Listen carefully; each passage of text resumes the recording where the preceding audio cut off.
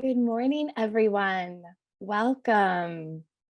We are now going to invite our guests to introduce themselves, and we're going to ask them to sort of share a little bit about who they are and how they come into the conversation today. And we're also going to ask each of our guests to sort of share with us what family means to them in their work supporting youth with incarcerated loved ones. So what do we mean when we talk about family? I am going to start by asking Zaya Brown, the founder of Think Twice, to share. Good morning, everyone, and thank you for having me today. My name is Zaya Brown, and I am the founder and director of the Think Twice organization.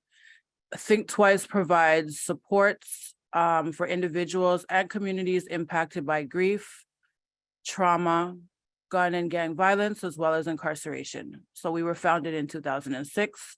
In 2009, we began to provide supports for federally incarcerated individuals and through a variety of initiatives. Thank you. And should I pass it on to? Zaya, I wonder, what does family mean when you think about family in terms of your work? How do you think about family? How do you define family? How do the people you work with define that term? Okay, so when we're talking about the family of incarcerated individuals, that would be anyone who is supporting them through their incarceration, through that journey, right? So I don't want to get ahead, but it would be anyone who's supporting them. That could be a significant other, that could be a sibling or a parent. There's always usually someone that will take up a family role or a role of a loved one. And sometimes that might not be blood, but they're still family. So Thank you. No, yeah. That exactly. I think that is going to come up a lot in our conversation, right? So thank you so much, Zaya. I'm going to now invite Brianna Garneau from Project Ricochet. Hi, good morning, everybody. Thanks for having me here today. So my name is Brianna. I'm a PhD candidate at York University in sociolegal studies. I came into this area of research when I was at the University of Ottawa doing my master's. I worked on the Prison Ricochet project, which was a qualitative study on the experiences of families or loved ones who have incarcerated loved ones in Canada. And so we created a website from this research project with our research findings. So the website includes some of the testimonies that we heard from family members. We also have some community resources for families, some information on correctional facilities. So we really wanted to make this website, it's really what has been created by and for people who have incarcerated family members. On the website as well, there's a large thematic bibliography, a corner for children's book recommendations, and a section on immigration detention. So I don't necessarily approach this topic from, the perspective of youth alone. I kind of approach it more so from the broader perspective of family member, but of course, family can be youth. And I also come to this topic by having lived experience. So in my early 20s, I experienced the incarceration of a family member while I was doing my undergraduate degree. So this is something that I still am processing later on in my late adulthood. And yeah, now at York, I also come to this topic from the perspective of immigration detention and its impacts on families. So oftentimes, immigration detention intersects with the criminal justice system in ways that create unique experiences for families whose loved one is maybe an immigrant or has precarious status in Canada. So I'm happy to also speak on that perspective here today. And then to answer the question of what family means to me, kind of the same thing that Zaya mentioned. I really view family as sort of everything that falls under people who offer mutual aid, support, care, love to somebody else who is going through incarceration. So I think we often will privilege or think of the nuclear family at the top of our head, so like parents, siblings, but also there could be, you know, cousins, aunt, you know, that cousin that's not really your cousin, that's actually your friend, but you see them as a cousin, chosen family, friends that may act in that support of loved ones. So sometimes I will use the term loved one rather than family, just to encompass that more expansive view of support networks. Thank you so Thanks. much. Thank you. I'm gonna ask Alicia Gordon next to introduce themselves. Alicia is a systems navigator at the Elizabeth Fry Society of Northwestern Ontario. Hi, my name's Alicia, and as she said, I am a systems navigator at Elizabeth Fry NWO. I'm also a frontline worker at Shelter House. I'm joining today with lived experience. I myself was incarcerated, and I have children that were supported by family while I was incarcerated. I also have a parent that was incarcerated when I was a child, and I had a partner who was incarcerated at one point as well. So I'm coming from lived experience. Some of the things that we do at Elizabeth Fry is to support individuals who are at risk for criminalization. We offer programming. We also support individuals through the entire process of criminalization, through the court process, while they're in custody and reintegrating into the community. I'm just here to offer my perspective on going through the system myself. Thank you. Thank you so much. Thanks for being here. Next, I'm going to invite Lindsay Martin. They are the current president of the Council of Elizabeth Fry Societies of Ontario. Hi, good morning, everybody. I am Lindsay, as Kathy just said, and I'm the current president of the Council of Elizabeth Fry Societies. I'm also the acting director and systemic advocate at Elizabeth Fry, Northwestern Ontario, where I get to work alongside with Alicia, and we get to do wonderful things like this, bringing more information and breaking through stigma in regards to incarcerated individuals. I'm coming at this with experience as a provincial advocate.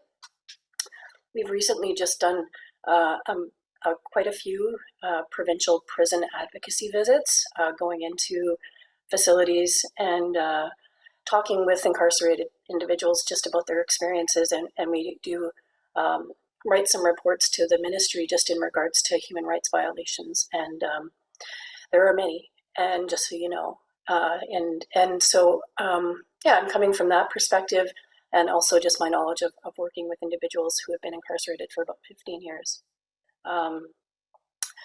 Yeah, I think what Brianna said in regards to family, it is loved ones. It's those who care for you through the times where your light is dim, and that help care for you and your family, and create bonds, try to connect bonds together, and building that small circle that builds a larger community of strength, and that's what I consider family.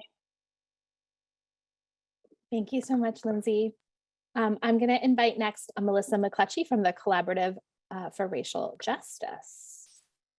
Hi, good morning, everyone. Thank you for having me. So I'm coming to the conversation from a few different paths. So first, as a woman supporting an incarcerated or imprisoned spouse, been with my partner for 22 years now, supported him through his YO sentences, adult sentences, as sometimes the only family member who has been there. Also coming to the conversation as a mother experiencing temporary single parenthood due to the imprisonment of my children's father, as a so-called quote family member, supporting current and previously imprisoned loved ones, also as a PhD student in sociology at York University, and a researcher with the Collaborative for Racial Justice, who investigates the impact of imprisonment on Black families in Canada. And finally, as a former community worker who has spent a lot of time working with youth in the community with diverse needs, such as this. For me, family kind of follows in the same line of what everyone has already said. I find that my experience of having imprisoned loved ones, both blood related and, like becoming surrogate family members, has I guess, increased the imperative for me to be there for people just because of how isolating imprisonment is. Like a lot of the individuals that I do support are not individuals that I necessarily grew up with. These are individuals who my husband may have, created bonds with during his imprisonment. And as a result, they have become family members to me as well. And I try to support them as much as I can. I think it's important to always remember that the reality is that many prisoners, both youth and adults, they don't have the support of blood-related loved ones. And that's for a multitude of reasons. So it kind of becomes a dire situation when you don't have anyone to even pick up the phone and call. So I try my best to always be there to support as a family member in any way I can. Thank you so much, Melissa. And next, Nancy Russell. Nancy is the Criminal Justice Program Coordinator at Canadian Friends Service Committee, and also the coordinator for the Canadian Coalition for Children with Incarcerated Parents. Thank you, Katie, very much. I'm really glad to be here and glad to be with such knowledgeable and experienced panel members as well. In terms of how to define family, I really can't add to anything that I agree with absolutely everything everyone has said. So I don't think I could say it any better. My name's Nancy Russell, as Katie said, and I am wearing the two hats today for the Canadian Friends Service Committee. And that's CFSC, which is the social justice organization for Quakers in Canada, and then the Canadian Coalition for Children with Incarcerated Parents. Links to these websites and other media that we're presenting are going to be shared today and afterwards. So I have both lived experience, and I'm reading from my notes because if I don't, I will go off on a tangent and you'll be here forever. So that's not meant to be disrespectful. So I do have lived experience. It's limited. Nevertheless, I think it's worth a mention that I do have a recently incarcerated family member, and I have a lot of previous experiences as the recipient of negative police and correctional officer interactions. I have decades of career experience as a child and youth care practitioner. Probably most relevant to this event are my years at the Ontario Child Advocate's Office and some work, including as independent amicus, supporting youth and families during inquests conducted by the Office of the Chief Coroner of Ontario. So at this point, I'd like to share some activities and initiatives, recent ones briefly, but I'm going to use PowerPoint so that you're not just looking at my talking head the whole time. So quickly, just some activities that we've been involved in and initiatives. So in March 2020, which is when I came to CFSC, we submitted an alternative report to the United Nations Committee on the Rights of the Child, and the topic was the rights of children with incarcerated parents in Canada.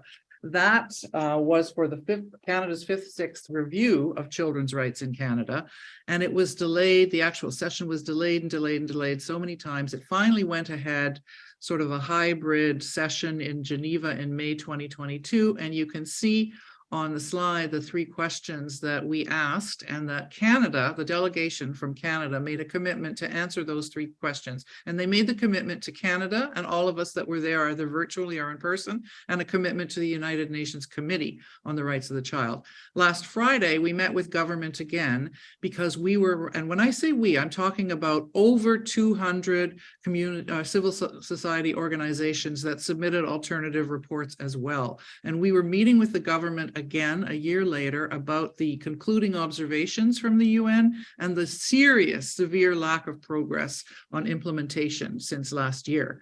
There is another meeting coming up with the provincial, these names, these long names, that's why I have to write them down.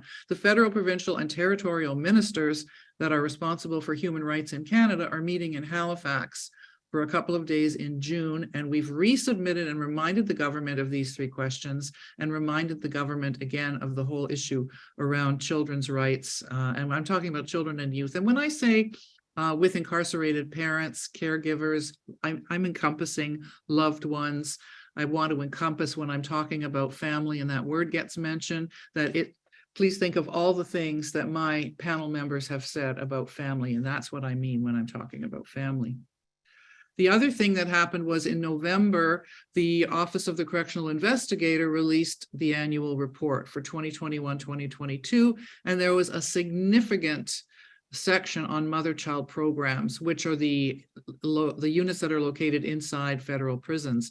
The significant pieces that I took from that, and we created, CFSC created an infographic, and these things will all be accessible after the presentation. 66% at least of all federally sentenced women are mothers, and that represents about 400 incarcerated mothers in federal prison in Canada. And as of last March, there were only 4 women participating in a federal prison mother and child program, only 4 across the whole country. The other thing we did was we held an event to honor International Child Rights Day, again in November. November 2022 was really busy for us, and that was a virtual screening and a panel discussion of a documentary film called Bonds That Hurt, Bonds That Heal, which is about the experiences of children, youth, and family with family members incarcerated. It's a living testimony to the experiences. It's 34 minutes. You have free access on the 2 websites that I think hopefully are in the chat. And I encourage you, if you don't have a lot of experience, even if you do, with children and youth and families where incarceration is a major factor, to have a look at that. It's a good living testimony. We also released a report. And again, when we're talking about definition of family, first of all, there are 2 problems for me. One is that the government, Canadian, provincial, or territorial, does not in any kind of an organized way collect data on parents that are incarcerated and dependent children and all of the things that family means. So this report was done last year, and it was looking at only biological parents in custody because that's all that's publicly available. So I think this is a conservative estimate, but we're looking at over 405,000 parents or children with biological parents in Canadian custody. And on any given day, there are almost 65,000 children have a biological parent. Unfortunately, parallel info about diversity of important kinship relationships that encompass family, including adoption, was unattainable. So that's why I'm even more excited that we're part of a new research study that launched this spring, and it's funded by the Canadian Institutes of Health Research. It's hosted by McMaster University, and you can see which 5 provinces and a little bit more about the study there. I'm hoping that this will create a new pathway to Canadian government to have more discussions around data collection, disaggregated data, and what that means, and some implementation. I also want to just briefly, I'm almost done, talk about my approach to the work. A few quick points about how I approach it. I value lived experience and the power of connection and relationship above everything else. My beliefs about the work dovetail with a man by the name of Father Gregory Boyle, and he is the founder of Homeboy Industries. I don't know if that's in the chat. Look him up sometime. Homeboy Industries is the largest gang exit rehabilitation reentry program in the world, and it's been around for 30 years, over 30 years. Finding true kinship with others is important, and I believe you can only achieve that when you bridge the distance that exists between us, especially in service. And I'm talking about the service provider and the service recipient. You want to bridge even that so you can get to the place of what Father Boyle calls utter mutuality. Bring your true self to the interaction. Authentic mutual relationships can exist while still respecting boundaries, and don't let anyone tell you any different. And lastly, and this is probably a little similar to what we found out in the poll, some words of wisdom from families, children, and youth that I've worked with or encountered over the last couple of years. And this is by no means the list. However, these are the things that have come up again and again. Stigma, honestly, is number 1. And help us be seen. Don't judge me. Don't judge my family. And the last thing for me is pretty important to realize that the woman that I spoke to said to me, my husband's in jail and we're right there too. Our family does the time too. And that's it. Thank you. Thank you so much, Nancy. I'm going to invite all of our guests to join us now for our discussion. And I appreciate that, Nancy, too, because I think that we know that a lot of folks joining us for today's webinar are frontline youth workers. But there's so many sites for intervention, whether you're working one-on-one with a young person and their loved ones, or perhaps you are working on research or advocacy or even storytelling. There's so many ways to enter into this. And so I think it's helpful to understand all those sites of intervention. And you brought up statistics, Nancy, and that's something that we were touching on before we opened up the conversation to everyone. And I know that we talked about how in many cases, it's underreported, the number of parents or caregivers. But then when we think about all the different types of family relationships that you all defined for us earlier, the number of young people impacted by having incarcerated loved ones is probably much higher than we can even imagine. And so I just want to open that up. We have a lot of folks today who have experience working with youth who have incarcerated loved ones, but just to set the context, like, who are the incarcerated in Canada? Lindsay. Yeah, I think, when Elizabeth Fry Society sort of works with women and gender diverse individuals, so we're coming from that aspect, but the individuals that are incarcerated in Canada in general are those who are forced into oppression with white supremacy, who are in poverty, who have struggled with mental health and substance misuse that has been forced on them by, pharmaceutical companies, and there's a lot of prescribed lack of understanding of who actually is incarcerated in our communities. When we were doing our provincial advocacy, we were noting that the majority of individuals across the province, between 70 and 90%, are on remand, and that means that they're incarcerated with the presumption of innocence, allegedly. And so we're incarcerating people due to homelessness, due to mental health, due to lack of community supports. And this is a great issue that we really need to kind of factor in when we're thinking about working with individuals and youth who have incarcerated families and family members, because a lot of them are truly there and are innocent. And that's something that's sort of in the dark. I think not a lot of individuals really do understand that piece. A percentage of remand at a lot of these institutions is very minimal, detention is very minimal. So we really have to dig deeper as community members, outreach workers, frontline workers, to do that individual advocacy piece, to really start to change our mindset of who is incarcerated in Canada and why. And why are we doing? We're basically following residential schools, colonization and slavery in a different way here with a prison complex. And we need to think about that. And we really need to put that to the forefront when we're advocating, just like we will hang our orange shirts and we will parade for Black Lives Matter Day. We need to make sure that we're doing this in the exact same way, because it's just a perpetuation of systems of oppression. And we need to think of that first.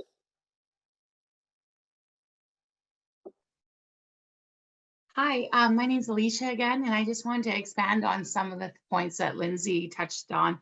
And I was able to yesterday pull a stat from the Thunder Bay Correctional Center on the female dorm.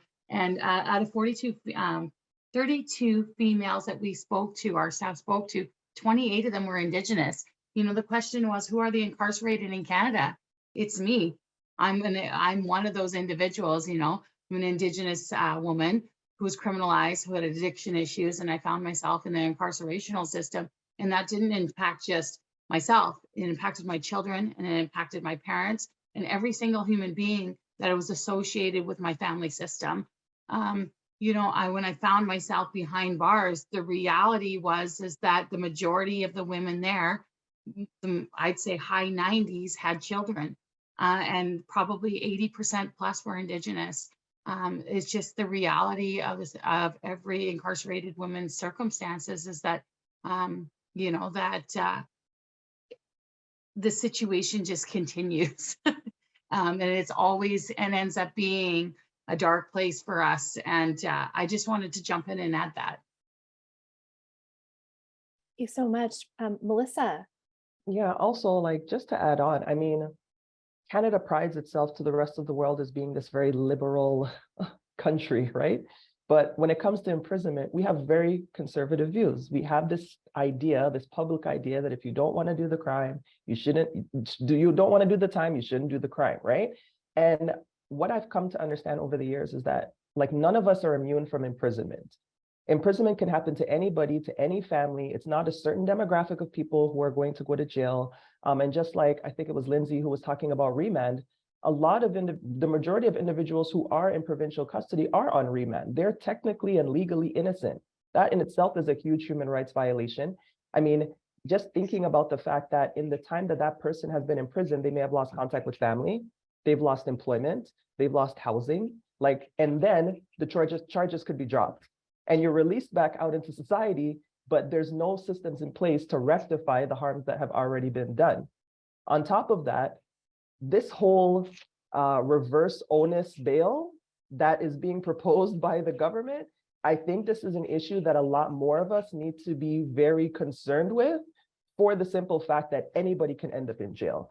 And if they're deciding now that it's up to the accused to prove that you should be released back into society, that is extremely problematic. And it's only going to exacerbate and grow the number of racialized people who are in custody, because we already see that racialized people are overrepresented in both provincial, federal, and even in youth facilities as well, where Black male youth outnumber male youth of any demographic and females of any demographic as well. So I think it's time for individuals who may not have a direct connection or experience with the criminal punishment system to kind of take this issue very seriously, right? And support advocacy initiatives towards like decarceration and reform, true reform, because this reverse onus proposal is not reform. It's not actually reform. Zaya, I think you wanted to share, please.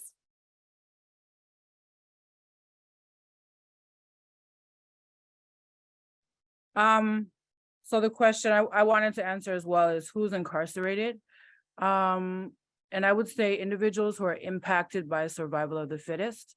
So I think in a lot of our communities, communities that are impacted by poverty, lack of resources, gun, gang involvement, criminality, at the end of the day, those are the people that are forced to really live a survival of the fittest lifestyle. And those end up being the same people that are incarcerated. Many of the individuals that we see in jail are people of color that come from poverty situations. So at the end of the day, as it is in all walks of society, those who are impacted by these systems are people who are victims of survival of the fittest. And in that, there are things that they have to do to survive, but it's set that way. So for me, I feel that like there's a difference between Canada and America. Like I always say that America is the older sister or older sibling of Canada. They come from the same parents. They have the same thought process. It's just one is a little bit more bold, where the other one is a little bit more humble in their views. Or not, no, I'm not going to say that's the wrong word, not humble, but a little bit, I guess, hypocritical in their views, I would say. And we see that through the systems, right? The thing is that individuals are born in America to go to jail. You're poor, especially if you're Black, you're going to jail, because that is what keeps the system running. The city, the state is run by jails, right? After slavery was abolished, it became legal for you to be a slave if you're in jail. The difference with here is that so in America, there's a lot more innocent people that are in prison and jail. Here, there are people who have done things that are in prison and jail. However, there are not appropriate programming, rehabilitation programming, and prevention programming that is addressing those issues. So I'm not going to sit here and say, oh, everyone in Canada is innocent. No, they're not. And I'm saying that based off experience and working with individuals who are inside, and then my own lived experience with my, we'll talk about that later. But at the end of the day, there are no programs that are in place to rehabilitate people so that when they come out, they don't go back in. And it's set up for them to be in a situation where they have to do criminal activity, because only the strong survives out here, survival of the fittest. So at the end of the day, the people that are in charge, or I could say the real criminals, like we have people that are in jail for killing one person or two people, but then there's people that have killed millions and thousands, and they're not, you know what I mean? So what is, you know, that would be my next question, is what is legal, and what is a criminal, right? So I would say those who are incarcerated are individuals who are in communities and impacted by communities where survival of the fittest reigns. Many of those people are people of color and poor people. We can see by statistics, the indigenous and Black individuals soar those numbers. So. If I may jump in. I can't find my raise hand function for some reason today. But yeah, I really like those reflections too on kind of unpacking these like frameworks of innocence. Like I do see, or I am compelled to obviously, you know, humanize people through pointing out, you know, to systems of oppression that lead people to these situations, that lead people to incarceration. But in the context of immigration detention, what we see often is this sort of discourse or rhetoric of talking about, you know, migrant detainees are not actually criminals, you know, it's incarceration, but no crime has been committed. And so when I sit and, you know, recognize that that is the reality, I also try to think about what kind of value system is being underpinned in those types of you know, discourses. And I think what's going on here is there's this like separation between who is innocent and finds themselves incarcerated and who is actually the guilty criminal. And I think that it's easy to empathize or extend empathy towards people that we can, you know, humanize through these different systems of oppression. But also I think the important work needs to be done to also humanize people who have, you know, presumably done harm, right? Who have committed harms and find themselves incarcerated as well. So kind of working towards how do we take a step back and not kind of be these morality police of kind of deciphering who is actually like an innocent victim / criminal and who is the real criminal that is unredeemable and deserves to be locked up. Because at the end of the day, incarceration just perpetuates more harm. It normalizes punishment as a means of holding people accountable. And the reality is that, you know, these people don't exist in silos. They don't exist in isolation. They do exist in communities, in families, in friendships, and, you know, relationships of love. And so the harm that they experience through incarceration also doesn't exist in isolation. It doesn't exist in silos. And so, yeah, I think that there is also this importance or responsibility to try to move away from these sorts of logics and thinking that separates, oh, well, these people deserve to be punished and these people don't. That kind of, you know, play into these frameworks of innocence. Because I do believe that, you know, every human being is much more than kind of the worst thing that they've ever done. And so, yeah, empathy should be extended out, you know, to everyone. Everyone is deserving of empathy. Yeah, as a social worker, you know, something that the history of our profession has to confront is this idea of the deserving and the undeserving, which I think, you know, builds on what you were sharing, Brianna. And, you know, I think this is really important because we need to sort of unpack our biases, our assumptions when we go into working with youth who may have incarcerated loved ones. And, you know, even Melissa just referring, you know, we struggle sometimes, you know, with the idea of the criminal justice system or with any systems that we know are perpetuating injustices. And we think about young people as existing within contexts of inequity that enact on them in a variety of different ways. And even just reframing, you know, thinking about the criminal justice system to thinking about the criminal punishment system, as you phrased it, you know, in your work, I imagine, you know, in your personal, your educational, your professional experiences, you may have come across frontline workers who hold these biases. Like what would you share with youth workers who, maybe today are expanding their understanding of these issues? What is the work of actually confronting our biases and assumptions in our work with youth with incarcerated family? What does that look like? Nancy, yeah. This is just a small piece of it, but I think the language that we use and how we refer to people that are incarcerated, there's prisoners. I try really hard not to, so I'm having trouble trying to conjure them up again. But when I just think about the language, there's a lot of power in language. And when you're speaking, and if you're saying prisoners, or you're saying, using words that are derogatory, that have negative connotations, that have heavy connotations, that's got to be an indicator of bias at some level. It might, maybe sometimes you're using those phrases because that's all you think there are, or somebody else just used it. Even we had a spring meeting of our criminal justice program at CFSC back in April. And we have a new member on our committee, and she was absolutely hell-bent and determined to tell us that we had to change. We had to stop referring to ourselves as the criminal justice program, because criminal justice is an oxymoron. Maybe we should say criminal punishment. And we kind of said, oh, that would be such a lot of work to get all the people at CFSC to agree to that, and we'd have to go. It would be a lot of work.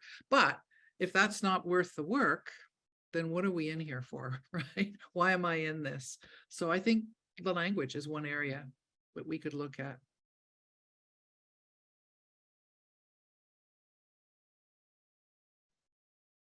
And also this idea of, when we think about someone who is incarcerated, not defining them by the reason for the incarceration, there's so much to unpack in understanding why that person may be in that circumstance.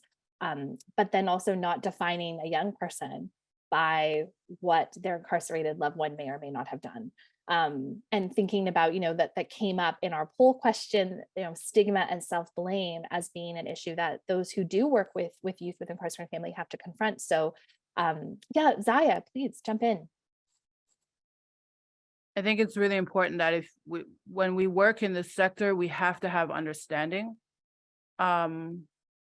It's impossible to be able to work correctly with this population, and we have judgments.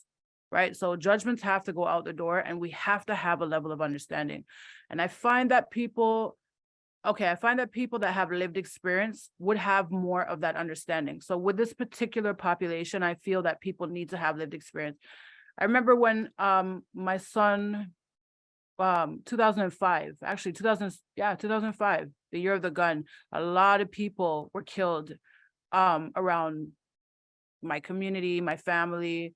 And I remember reaching out. The only support at that time was Bereavement Families of Ontario. And that support didn't work for us because it wasn't culturally sensitive. But I remember they only took volunteers who had been through the same situation. So somebody had to have died in their family for them to be able to volunteer. So they had an understanding of how important it is for people with lived experience. And I think that's the same thing.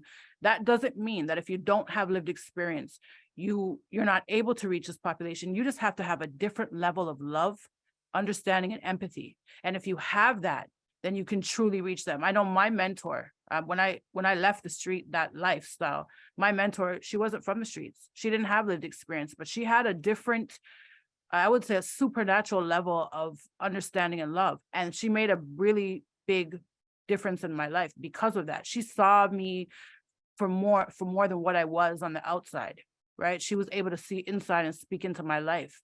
And when you have people that are working with this population and they're judgmental, they've already formed their judgments, it's not going to work. Even for myself, I don't work with people who are charged with sexually abused charges. That's not my thing. My focus is gun and gang involvement, anything within the gun culture, anything within, the Black community, but I don't work with sexually abused cases. And I've been asked many times, but I can't. I have my own judgment. So I'm not going to do that. However, I will work with you and not know what you're in for. That's my work with God. So I'll provide those supports on a prayer level, and because there's two parts to me. There's a spiritual part, then there's a programming part. So on a spiritual level, I don't have to know anything about what you're doing. You know what I mean? But for myself, if I know that this is what you're charged for, I'm removing my hands from it, because that's just where my, and we have to understand that, right? So, and to be fair, youth workers or workers in general, if you know that you have a specific type of judgment, you can't help the person with that. You have to seek that support for yourself, or maybe you're in the wrong field, right? But you can't have that. And people who are hiring, you need to hire people that have lived experience. You know what I mean? Like you have to. Yes, thank you so much. I'm gonna we'll go to Alicia and then Melissa. I just want to add to the conversation, about not, finding the child guilty basically for the same crime the parent has been convicted of, right? The parent is already being punished, and, not to perpetrate that stigma onto the child, regardless of guilt or innocence. I know for myself, I was, 100% guilty of my crimes, and, and to see, like, it's like a double-edged sword. You're not only being convicted and imprisoned, but then there's also, the added punishment of being kept from your family, kept from your children. And I know every situation is different, and sometimes the family participates in that, and sometimes it's just a logistical issue. But like, I know if I was a youth myself, the one thing I'd want is not to be stigmatized because my parent had committed a crime. Or not to be stigmatized because they are perceived to be innocent or guilty. I think I'd be just looking for that understanding, compassion, and support.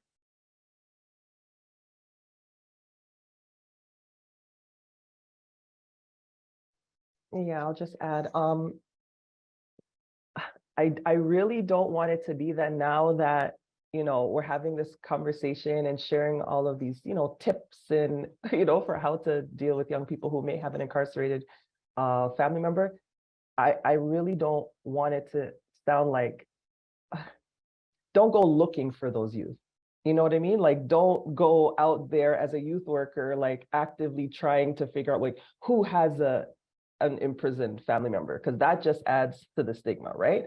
And like, don't go into the work with this savior's mentality that you are going to come in and you're going to be the youth worker who's going to change, people's lives and shift their trajectory and make everything great for them. And that's where I think that the lived experience part is so critical, and not just workers who have like a direct understanding of the criminal punishment system, but even just workers who have an understanding of the everyday struggles, like the everyday challenges of maybe not having a meal, maybe not your parents are struggling to pay the rent, like just the everyday stuff like Zia's talking about, that whole like survival of the fittest mentality, where even if you are not coming from that lifestyle where you have a direct understanding of it because you've experienced it, you are just empathetic to the fact that some people don't have food and some people can't pay their rent and some people are going to have to be out here doing what it is that they have to do in order to survive.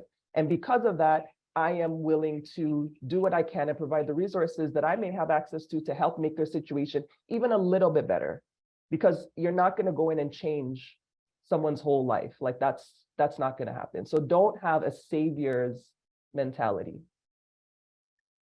Yeah, and I can add to that just in understanding that you have to respect how people choose to survive in a system that is doing nothing but pushing people down and further into poverty.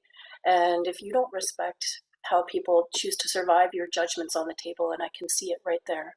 So we need to take that whole piece and remove it, and that's really critical. I think what Melissa said, just I always say it's similar, but you just said it better than I say it, as well as you, Lindsay, too. But I mean, the same skills that you bring to work with children, youth, and families, as a social worker, a child and youth care practitioner, whatever your stream is, it's the same thing. I mean, it isn't all of a sudden because you have someone before you who has a family member that's incarcerated that it's different. It's the same skills. It's the knowledge maybe for resources and helping to access resources in the community to help with some of those everyday struggles that Melissa was talking about. But really, it's your skills as a child and youth worker, as a social worker that work for anybody. It's not, I was going to say it's not rocket science, but actually it kind of is. Yeah, and creating that trusting relationship as a frontline worker with the young people with whom you work is so important, regardless of the circumstances of that young person. Yeah, that's something that hopefully all of our attendees today are striving to do in their practice. And if you have a trusting relationship and a young person with whom you're working does disclose to you that they have an incarcerated family member, something that did come up in our poll questions was one of the issues of concern is communication with loved ones. And I'm wondering if folks can talk about some of the sort of barriers or facilitators to supporting that relationship, and that may not always be what the young person wants, but it may be. And so I'm just curious what folks can share about that. And Zaya, I'm gonna turn it over to you. Okay, so all right, understanding is another piece here again. And I'm going to give you personal experience, right? So I have a son and he's incarcerated. And that's not something that I share with everyone, especially being a professional in the field. I was working with individuals long before my son was incarcerated. The same individuals that I was working with, he ended up becoming one just like them, right? If a worker speaks to my children, you're not going to get the same, they're not fazed by it. Like, okay, no offense, but everybody in our community is incarcerated. Like, it's not a big deal. Like, it's normal for us. So if a worker goes in saying, oh, okay, you must feel so bad. They don't though. I do, because I'm the one that's holding it down for him. I'm the one that has to deal with it. You might have me in a sister or a girlfriend or whatever. I so happen to be that one. So if you're talking to me now and you come to me and you say, I might even get angry because I really want to cry, right? So it's just having that understanding, and also understanding that it's like, not everyone deals with things the same way. My daughters, they're not fazed at all. And it's kind of insulting sometimes, because the other day I was on a professional meeting, and an organization is new to our group, and I love what they do. And I'm they work with youth, they have counseling and stuff. That's not what I wanted. What I wanted was for my kids to be involved in a program for kids that are in university, right? Because my two girls are in university, they're in New York. So when I sent them a message, I gave them a little brief history. They have an incarcerated sibling. Their dad was incarcerated, whatever, but that's not, I don't need support for that. I want them in this particular program. And they sent me back a message and said, sure, I think they'd be a great fit for our therapists and our program that addresses incarceration or whatever, but that's not what they need. And I was actually insulted. I didn't even reach back to her, because that's not what they just need support in building their own business and those pieces. That's not their issue. That might be my issue. And also I find with people like me, moms, we don't really want a support group. We don't have time, right? And so it's just having that understanding and not trying to, okay, every person needs a tailored approach. There's not one approach that fits everyone. There's not one, and that's why when we're saying, when it comes to gun violence and it comes to incarceration, we have to understand there's not one reason why. There are multiple reasons, and we as experts need to understand those multiple reasons so that we can successfully support the individuals that we're working with.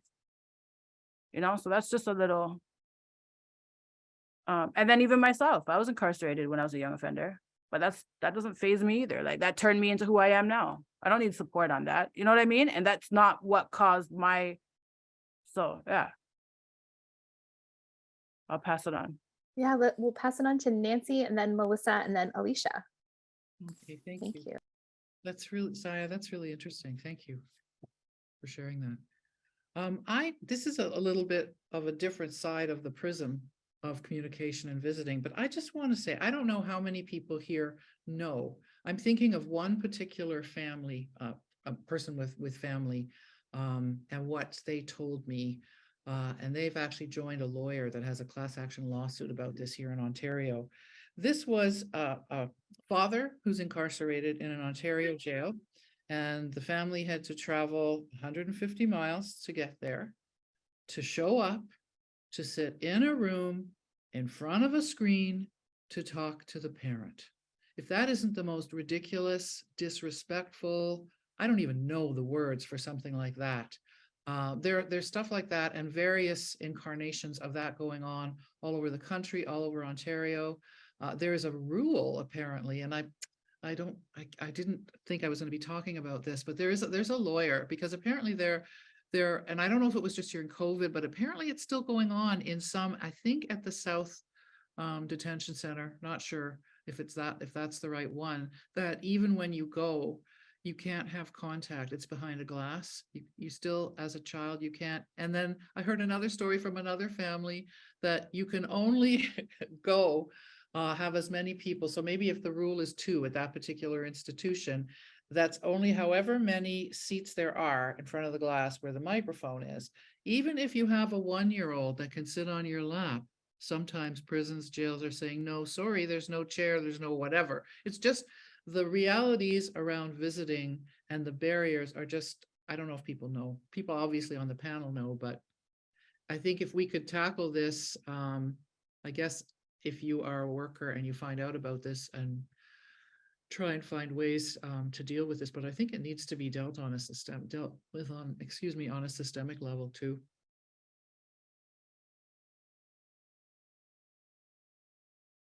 I think that as a worker who let's say you are aware that you're working with a young person or a child who has an imprisoned parent, like kind of be proactive and try to understand the triggers that that may come up in that young person's life. Like for my daughters, Father's Day is a trigger for them. Birthdays are a trigger for them. So when the school is doing a bunch of activities for Father's Day, they feel, a little bit sad. And just to add on to what Zaya is saying too, like meet each, if you're dealing with siblings, you need to understand that they may not be experiencing the absence of that family member in the same way. Like one of my daughters, she's really emotional about it, but she also has different types of triggers. Like some for her, it's like men who resemble their father is a trigger for her. And she gets very emotional behind that. Recently, this is the first time that this has actually happened. One of their teachers became aware that their father's locked up, and he just shared a story with them about when he was younger, how he had friends who also went to jail. And he actually asked me if he could send a letter to their dad in jail. And I thought it was so strange because I've never had, in all the years that he's been away, no teacher has ever asked to like communicate directly with their father. So the institution where my husband's at, you can send emails. So I gave him the email address, and he actually wrote him an email, and just to say, hey, I'm your daughter's teacher. You're doing really great in my class. These are the things that they've been working on. And as much as my husband communicates with the girls regularly and he's an active part of our lives, he still feels disconnected from certain aspects of their life, obviously, because he's not here, right? So he says to me after, getting that email, that's the first time that being in jail that one of my children's teachers have ever reached out to me. Like that's never happened to me before. And he even joked with our daughters afterwards to say, well, you guys better behave because I have direct contact to your teacher, So it just made him feel, as much as he is communicating, he doesn't have to feel disconnected. So if there is the opportunity for a worker, I'm not sure what the situation is, to just be like, hey, do you want me to involve the other parents in the process? Do you want me to reach out and let them know how the kids are doing from me? So it's not just coming from, you know, the parent that's in the outside. Like it was, like I said, it's never happened before in all the years. And it made a huge impact, not just on my spouse, but also on our daughters as well, so that they know they can go to their teacher now and say, hey, this is how I'm feeling because I'm being triggered by whatever's happening in the classroom, or, you know, it's my dad's birthday today and I'm feeling a little sad. Like they can be open and share that with him. And he, because he has the lived experience, he knows how to react to them. Alicia, why don't you jump in and then we'll go to Lindsay and then Brianna. So there's two things that I wanted to talk about regarding this, and I think the one aspect is the impact of poverty. From when I was in custody, one of the huge issues was even making phone calls was an issue because you had to call collect, and that wasn't an option for a large majority of the women that I was incarcerated for. We weren't able to call home, especially when we were transported to another facility. The amount of, even if you were able to do a phone call, you could only be on the phone for a minute. It just wasn't enough to be able to engage with family members. The other thing too is you were only allowed to send out 2 letters per week, and everything else you had to pay for your postage. So, you know, just even the ability to communicate is limited if you are not supported by people on the outside. So it really becomes like a poverty issue. And then the second piece of that is, for myself, one of the things that I experienced is I deeply desired a connection with my children, at least via telephone. I wrote letters, I made cards for special occasions, and these items were never given to my children. My children had no idea where I was, and that was the narrative that my family members chose to hold on to, was that they didn't know where I was. They felt that was a better explanation than the truth, or even a limited version of the truth. You know, as a custodial parent with full custody, even advocating for myself through child protection agencies, my voice was lost. As soon as those doors closed, nobody cared. Nobody cared that my rights were being violated. Nobody cared or made the effort to ensure that I had access of some sort to my children. Visits were never considered, telephone calls. It really is an abyss, you know, for mothers and their rights behind bars, and they are abused. The rights are abused even when people have legal custody. Yeah, and I'll jump into that just in the regards to, you know, doing the advocacy visits in the last month across the province. Like, mothers recounted, you know, trying extraordinary efforts to communicate with their loved ones and friends and family. And I think as frontline workers, you know, having the ability to choose your own advocacy piece. How do you advocate? You know, we have prison advocates, you know, there are organizations that can help.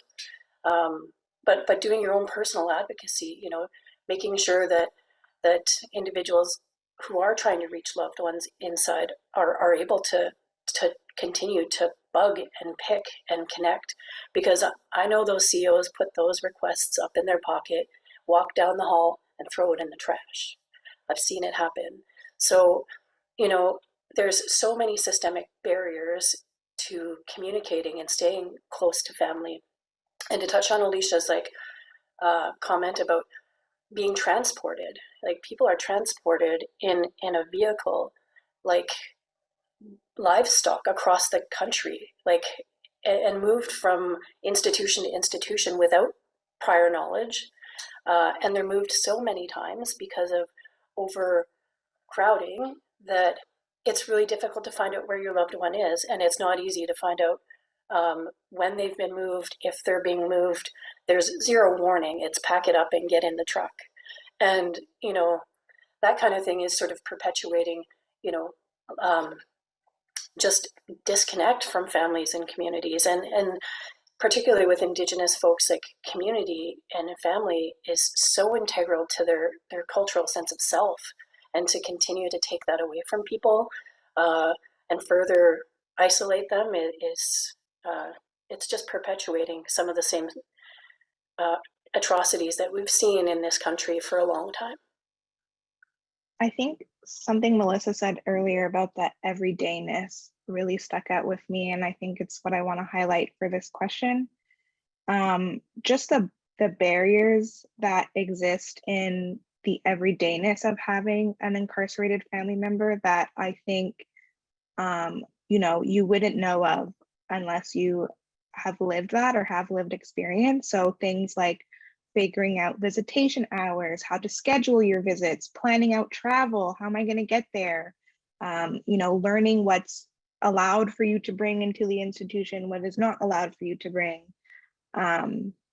Even things like what you can or cannot send through the mail. Like, it's an incredibly steep learning curve when somebody decides that, they are invested in maintaining a connection with somebody who's been incarcerated. And unfortunately, it really is kind of a learning by trial and error, but just having somebody's support to navigate kind of all of that paperwork or, figuring out information, doing Google searches. Of course, if the person communicates that's the support that they want, I think can go like a really long way. Even things like, I'm not too familiar with the social work field, but if there's funding sources out there that you could find to help people pay costs for travels, to help people pay costs for the phone calls, like, I think that would also be an incredible way to support people, touching on some of that being pushed more and more into poverty because of this. And the last thing I wanted to say too is just getting to the visit could be a lot, and understanding that what is a part of these folks' everydayness is also these really violent, traumatizing interactions with the prison system, where you're subjected to searches. You have to pass through things like metal detectors. You have to sometimes be sniffed by these dogs. So in the research that I did, a lot of the children, so they weren't necessarily youth who were participating, but they had the child-parent dynamic, or they would bring their little children to visit the parents, would talk about, being scared of dogs or being scared of passing through the ion scanner, having to confront traveling distance to sometimes not even being able to get a visit. Like, these are parts of the everyday that can be incredibly distressing, as much as some people are just like, oh yeah, this is just the way that my life is. I don't think maybe in the moment people don't realize that what is happening to them, at least speaking from experience. Like, I was like, oh yeah, it's cool, but years later, just processing kind of that experience of looking forward to a visit and then being refused at the door. So all of these like everydayness that I think just to be aware of and try to learn about, or try to help support people kind of navigate all of those little extra things that other people who don't have this experience don't even have to think about, I think is a great way to kind of facilitate or help support youth who are in these situations. Before we go to Melissa, I just wanted to check in. Zaya, did you want to add anything? I just wanted to touch on so the importance of support for individuals who are incarcerated, the importance of family. It plays such a big part in their rehabilitation process, or even them surviving, right? But I agree with what everyone just said. Me as a parent, so me as an individual who is supporting individuals federally incarcerated, I learned so much about the federal system for males. But as a parent supporting my son, for many years, for 5 years, waiting trial in the provincial system was a different ballgame for me. I learned so much. And even though I advocate and I'm there for, all these inmates, incarcerated folk, for my own, I found that during this last situation with my son, I think I was so drained from the ones before that I dealt with this one different. His first charge, I was at every set date. I was at every court, I was involved in everything, and I was devastated. Right. But with the last one, I think as a parent, I was drained, and I didn't even go to see him, because in the South, your visit is 20 minutes. We have a 20-minute phone call. There was no point for me to go all the way over there, sit in front of a glass, in front of a TV screen, be recorded to have the same conversation I'm going to have with him on the phone. And maybe a part of that was because I was so angry that I'm really going through this again. So it was just like, yeah, just call. You call every day, we're good. You know what I mean? I don't live far from the South, but it's just the point of, it's the same time as a phone call. But for a young man or woman in that situation, I think it still makes a difference that they have family that is, or loved ones that are going down there to see them, as well as those who are taking phone calls. I know that I know that when he was in Maplehurst at one point, like just knowing that the condition, the condition of the waiting rooms, you know what I mean? Like there's so many things. I know for families who support people that are federally incarcerated, as my friend just said, sniffing, the dog sniffing children, and sometimes they too do that drug test where they swab your glasses or your hat or whatever, and a lot of times it comes back to say there's fentanyl when there's not. So people have driven 4 hours, 3.5 hours to have to go all the way back. Those are traumatizing experiences that actually keep people away. You know what I mean? So it's like it plays with their heart, their emotions. Then they're criminalized when they go over there, and it just causes problems. And I really do believe that that's something that's done quite often for a particular type of people, because this usually happens for the Black inmates, right? So that's another thing as well. Thank you, Melissa. Like we all have experience interacting with different social institutions, you know, and we know the harms that come with it, you know, housing, education, employment, but the criminal legal system is a whole different beast. Like that is a system that if you are put in a position where you have to interact with the courts, with the jails, with police, you really get to understand what they mean by like a system operating outside of like your life, your freedom as a person, because they really have a lot of leeway in how they deal with you once you're a part of that system in particular. And because of the way that our society looks at prisoners, people who support prisoners, people who have prisoners in their family, you don't have anyone to complain to about this. If you tell people about the things that are happening, there are a lot of people within our society who are going to look at that and say, well, they shouldn't have been there in the first place. And you just have to deal with whatever comes with that place because you shouldn't have been there. And as a result of that, you are dealing with that trauma and that harm and the stigma and everything that comes with that on your own, until you may meet up with somebody who it's like, oh, you have someone in jail? Oh, I have someone in jail. And you finally feel a release where you can show your true self. You can be honest. So for me, there's really like a dismantling of the whole notion of like who prisoners are, what prison is within our society that has to change, so that people don't have to feel completely isolated, just like what Zaya is saying, like those of us who are supporting, we're criminalized. The guards, the COs criminalize us as like, why are you visiting? And they will do everything in their power to make visitation even harder. Now imagine you're a youth, or imagine you're a child who to you, this is just your mom, your dad, your brother, your sister. You just want to be around the person. You're not thinking about it in terms of like what they may have done or not done because they're sitting there in remand, right? You just want to spend time with them. You can't process that, but you are still being subjected to the exact same harms and the traumas. Thank you so much. I'm aware of the time. We have a little more than 5 minutes. I know there's so much to this conversation. At YouthREX, we're hoping that this is just the beginning of further conversation on this issue, on this topic. I'm going to pause the recording